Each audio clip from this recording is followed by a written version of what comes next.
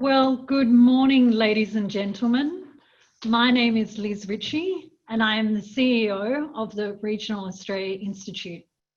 I'd like to warmly welcome you all to our first webinar event as part of the Regions Rising Series 2020. I'd like to begin by acknowledging the traditional owners of the land and pay our respect to elders both past, present, and future. I'd also like to acknowledge and warmly welcome our two guest speakers with us today, the Honourable Mark Coulton, who's the Minister for Regional Health, Regional Communications and Local Government, and of course Marnie Baker's Managing Director of the Bendigo and Adelaide Bank. Thank you both for joining us here today. I think we're all acutely aware that we're living in what can only be described as surreal times, and that it's been a challenging period in a variety of ways for all of us. So today's theme, regional recovery, what are we learning, is very apt. It offers us the chance to unpack some of our learnings, to share our insights, and to be more informed, and to come through this even stronger together. I'd like to just take a moment to thank and acknowledge Marnie and the whole team at the Bendigo and Adelaide Bank and the Community Enterprise Foundation. This is the second year that they have supported our organisation and at the Regions Rising series in 2020. We're very grateful for your support and your ongoing partnership. Of course, many of you know that we were meant to be holding the Regions Rising two-day summit this week in May, but due to current circumstances, that's now been postponed to October, and we have our fingers crossed that we'll be able to continue. As we were talking with the bank around delivering a webinar series, one of the things that was most important to Marnie and the team was to ensure that the webinar series would be both accessible and inclusive. And I think the fact that we have over 800 people joining us here today virtually is testament to that. So again, I thank Marnie and the team. Today's program, we only have 1 hour together, so we need to make the most of this time. After some of my opening remarks, I'll be introducing Mark, who will have 10 minutes to present, followed by Marnie. I'll then be providing a few questions and then we'll move to audience Q&A. At the moment, our listeners and virtual attendees can register questions. As you do so throughout the session, can you please just make sure that it has your full name, your organisation and who you would like to direct the question to. A couple of housekeeping matters. We do have media registered and of course welcome in today's session. Today's session is also being recorded and will be freely available to not only today's attendees but anybody who wasn't able to make today's session. I've also to announce that you should have all received today's program with our speakers' bios in full. So before I get into introducing our speakers and today's program, I just wanted to discuss a little bit of our work here at the Institute and perhaps some of my key learnings through this period. When COVID first took hold, shall we say, like many businesses, we took time to look at what are the options and scenarios available to us as a business to make sure that we could traverse this difficult period. As an organisation that prides itself on being connected to the regions, all of a sudden we weren't. With no travel and lockdown policies, it provided an immediate feeling of disconnection and in some ways perhaps a strange quietness that we were all trying to grapple with the enormity of this situation that we were facing. So having perhaps just a small time to reflect on this, I think one of the greatest learnings that I've had and that we've had as a business is this, that it was important to find, to create and to continue as much communication and connection as possible to stay informed during these times. So I'm just going to quickly refer to 4 key actions that we've taken here at the Institute. Firstly, we very quickly formed a dedicated page on our website. How is COVID-19 impacting regional Australia? Our team, under the leadership of Kim Horton and our chief economist and our research team, quickly brought together a body of work that I think will be of interest to many of our attendees here today. There's a piece available looking at the impacts of JobSeeker and JobKeeper in the regions.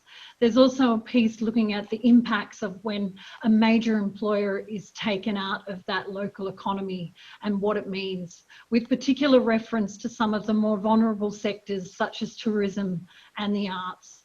And there's a third piece there that looks at communities with a larger proportion of older population and the potential vulnerabilities there. So I urge you to have a look at that. The second action that we took as an institute, we pride ourselves to work with all jurisdictions across the nation, all states, territories and the Commonwealth that come together under our Intergovernmental Shared Inquiry program. So very quickly we brought this policy forum group together to both understand how they were being affected on the ground, to get a sense of the gaps and to get a sense of the role that we will be able to play as an institute, how we may learn from this experience to aid us in the future. The third action was that we launched a new survey called The Gauge, and this was really to get a sense of the pulse of the regions. Some of the findings, of course, were not surprising, starting with one of the, I guess, most headline findings, which is around that sense of anxiety that was being felt. Keeping in mind that when we launched the survey, it was very early on in the COVID stage. We were seeing and hearing a sense of fear and uncertainty, and this is both being felt as a family, but also the concerns around their businesses. I guess one of the second headline findings, which has, I think, become quite a dominant theme through COVID, is this notion of working remote and what this means for the future of work and what this means for regional Australia at large. All of a sudden, it created what we're calling a level playing field. And what we saw coming through the survey was almost 80% of respondents had moved to working from home. And I guess what was so encouraging was to see how quickly people were adapting and adopting new technology. This was almost happening overnight. Not only were they learning how to work remotely, but they were equally trying to learn how to homeschool. Everything that came with that. So that was really a very interesting finding. The third was, I guess, something that's most heartening to us is the notion of business innovation, and to use an overused term, pivoting. We at the Institute are very interested in capturing case studies. So any of our listeners here today who have a story that you'd like to share, we would love to hear from you. I think the fourth most critical action that we've taken as an institute was not necessarily in response to COVID, but certainly the timing was welcomed. We've been working for over 12 months to form what is called the Regional Australia Council 2031. And the idea of the council was to bring corporate Australia to the table, for which Bendigo and Adelaide Bank are one of the founding members. We were delighted to launch this with the Deputy Prime Minister at the start of this month. And what we've tried to do through this council is ensure that corporate Australia can make regions a priority. The council itself is born to support the work of the Institute, but equally to help us shape and execute the campaign, the National Awareness Campaign that we'll be rolling out later this week. So there's more information available on our website in relation to the council. So there's just a few key actions that we've taken. I'd be delighted to take any further questions on that at the end of the session. So it's time now for me to formally welcome Mark Coulton. As I said at the outset, you have his official bio, but just quickly, Mark was first elected to the House of Representatives for the seat of Parkes in New South Wales in 2007. He has since been re-elected on numerous occasions, and earlier this year was sworn in as the Minister for Regional Health, Regional Communications and Local Government. Thank you, Mark. Thanks, Liz. It's great to be here. I'm actually speaking to you today from Narrabri.